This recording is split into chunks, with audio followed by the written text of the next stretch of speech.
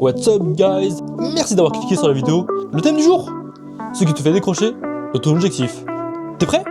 Alors arrêtons pas du temps et go! On a tous connu ça. Lundi matin, t'es déterminé, tu te dis que tu vas voir le corps de tes rêves, de maîtriser la planche, ou même de courir un marathon. Et puis 3 semaines plus tard, le réveil sonne.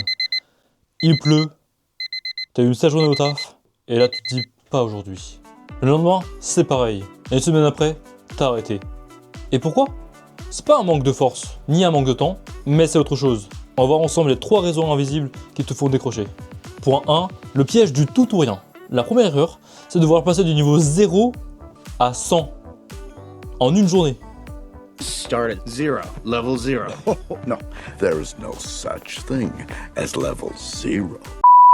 On se fixe des objectifs monstrueux. Je vais m'entraîner 5 fois par semaine, manger du poulet brocoli et dormir 8 heures. Le dream. Mais la vie, ça marche pas comme ça. Un soir, tu rentres tard, tu commandes pizza, et là, ton cerveau se dit, c'est mort, t'as foiré la semaine, alors autant tout arrêter. Conseil. Apprends à accepter l'imperfection. Une séance de 10 minutes vaut mieux que pas de séance. Point 2. Le poison de comparaison. On passe nos journées à scroller sur les réseaux en voyant des gars qui font des muscle-up comme s'ils flottaient. On compare notre chapitre 1 à leur chapitre 20. Et forcément, quand tu vas au street et que tu arrives à peine à faire et que tu galères à peine à faire 3 tractions, évidemment tu te sens nul. Tu décroches parce que tu ne vois pas de résultats immédiats. Alors que eux sur les réseaux te montrent un résultat au bout de 30 jours, ils level up aussi vite. Mais ça c'est souvent faux. Tu oublies un truc, le street c'est un combat contre la gravité. Et la gravité ne perd jamais sans un long combat. Les gens qui ont dû aller sur la lune, ils ont travaillé des dizaines de centaines d'années pour y aller. Alors toi, tu vas travailler des dizaines de centaines de journées pour décoller. Grand maison, c'est le workout.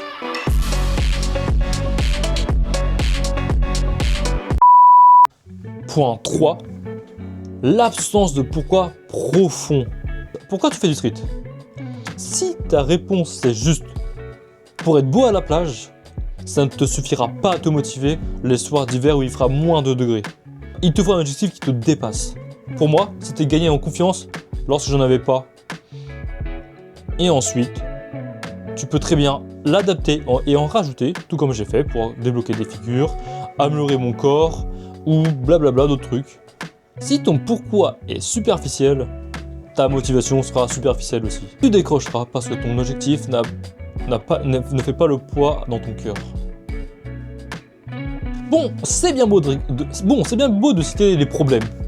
Mais qu'est-ce qu'on fait? Mon théorème, la règle des 2 jours. Il se peut que tu es censé faire une séance aujourd'hui. Mais tu peux rater une journée. C'est humain. Et c'est normal. C'est la vie. Mais par contre, le jour qui suit, tu y vas quand même. Même si c'est pour faire juste 3 pompes et quelques tractions, c'est le geste qui compte. Et c'est grâce à ça que tu construiras ton esprit de guerrier.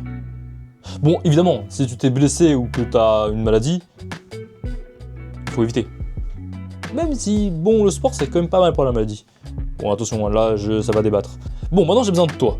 C'était quoi la dernière chose qui t'a fait décrocher lorsque tu faisais une activité, un loisir ou je ne sais quelle autre action? Ça pourrait être vachement intéressant pour une vidéo où on pourrait détailler les raisons de pourquoi une telle personne arrête de faire un truc. Et la vie, c'est pas être un abra et juste faire téléporte quand on a marre du combat.